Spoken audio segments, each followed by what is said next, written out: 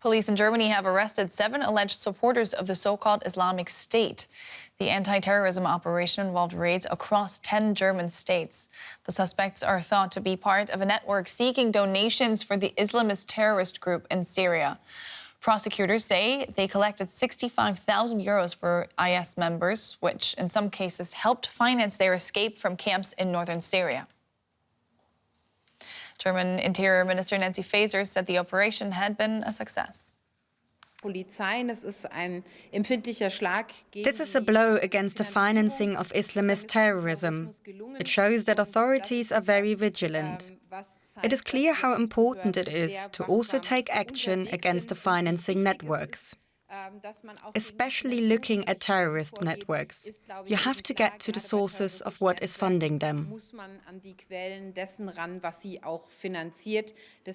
we can now take a closer look at this with Guido Steinberg from the German Institute for International and Security Affairs. Welcome back. What can you tell us about today's operation? Well, it is an operation against supporters of ISIS in Syria. And there has been a network has developed in recent years supporting ISIS members who have either been jailed in Syrian Kurdish jails or women who are based in refugee camps in Syrian Kurdistan. And in some cases, that's at least what the government says, the money has been used for in order to allow these women to flee from there to Idlib in northwestern Syria. So this is a strike against ISIS supporters here in Germany. What do we know about their presence? How many are there? Where are they? They are based in all over the country, and that's kind of a new problem. In recent times, they were mainly based in the big cities, but now we have supporters all over the country. The problem, and their numbers are not known. I would assume that we speak about several hundred persons, and it has become extremely fashionable for them to send money, even small amounts of money, 50 euros, 100 euros, to people who collect donations, especially for the women in Syrian Kurdistan. That's the situation in Germany. What about the rest of the European Union? Well, that's similar over there. The situation, especially of the women, but the situation of the ISIS prisoners in Syria is something like a rallying cry for jihadist supporters all over Europe. They have been looking for a cause ever since the territorial caliphate has disappeared in 2019, and now the big issue is the support for those who are jailed in Syria and even in Iraq. So supporters of ISIS try to free women and in some extreme cases even try to free men by sending money to Iraq, Syria, and even to some other countries. What do we know about the quantities of German ISIS fighters or European ISIS fighters that are being held in prisons and camps, and women and children, of course, as well, in those camps? Well, most of the women, all those women who wanted to come back to Germany, have been repatriated by the Foreign Ministry. There are still some 10 to 15 persons left, but most of them didn't want to come back to Germany. They are in Syrian refugee camps. They remain there.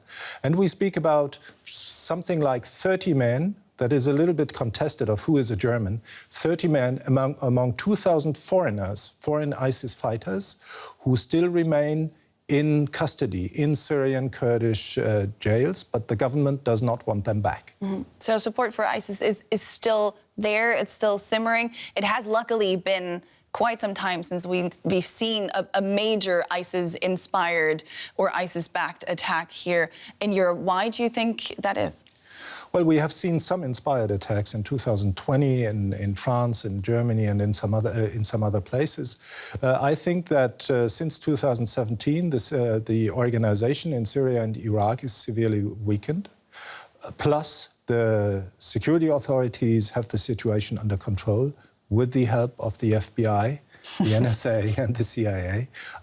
That's very important because we have had major plots in Germany in recent years, but all of them could be thwarted because the Americans gave us prior information about communication going on. So the threat is still there, but the organization is a lot weaker than it was in 2017, 18, 19. And the threat is manageable with a little help from our friends, apparently. Guido Steinberg, thank you so much for coming by. So how significant are these raids? I asked Dr. Hans-Jakob Schindler, Senior Director at the Counter-Extremism Project. I would say it's a very significant operation because it really shows how deep the support networks for the Islamic State in Germany still run. It is a financial network that openly collected funds to send to IS members imprisoned in camps in Syria to, most likely, that's the assertion from the prosecutor, free them with that money from those camps so they can reintegrate into the terrorism structure. So it is a really significant step both for terrorism in Germany as well as for terrorism in Syria. And so can you give us a sense of the presence of IS supporters here in Germany? Well, this case today demonstrates that as long as we still have nationals of our countries in Europe, whether it's Germans or French or Italians, in these camps and in prisons in Syria and don't bring them back, including the males, there will always be automatically family ties that can be, and as today shows, are misused for terrorism purposes. Secondly, we still have a continuing problem with IS ideology being freely and fairly unhindered unavailable online, radicalizing individuals. Just last month, Germany arrested 2 Syrian brothers who were attacking or planning to attack a church in Sweden, who were not members formally of the Islamic State, but very much inspired by their ideology and hateful rhetoric online. You mentioned that the men are left in those Syrian camps, the men being left there because many European countries have repatriated their wives and their children. What's likely to happen to the men who are being held in those Syrian detention camps?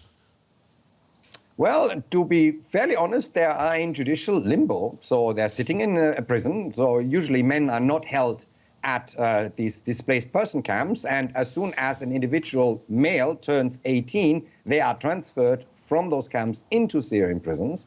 There is no decision on what to do with them. The expectation apparently is that the Syrian forces will take care of them indefinitely without actually being recognized government, therefore not being able to get the same level of help that, for example, the Iraqi government gets for the prisoners in their prisons. So this is not a viable solution. And I understand there are security risks to bring people home from an active terrorist zone. But if Europe can't manage the costs and security risks, how can we expect the much weaker Turkish forces in an active conflict zone in Syria to do this indefinitely for us? It is our responsibility to bring them back. This notion of an active security zone is interesting, isn't it? Because it's been a few years since Europe has seen a big IS-inspired attack. Why do you think that is? Well, I mean, first of all, I think in general, big, large, complex attack planning, this is a model of terrorism of the past. Our surveillance have got much better than it was 5 or even 10 years ago. That means any complex attack, which has multiple points of things were going wrong or can be detected, are really high risk for terrorist organizations. There is a small trip, and every couple of weeks or months, there's arrests in Europe of cells who try this much smaller scale lone actor or inspired or directed attacks, i.e. very uncomplex attacks that are, however, inspired and directed from the terrorism center, either in Syria or increasingly also from within Afghanistan, that try to organize an attack remotely by helping individuals who are already in Europe to do this. It's very clear. Thank you for guiding us through that. Dr. Hans-Jakob Schindler from the Counter-Extremism Project. Thank you.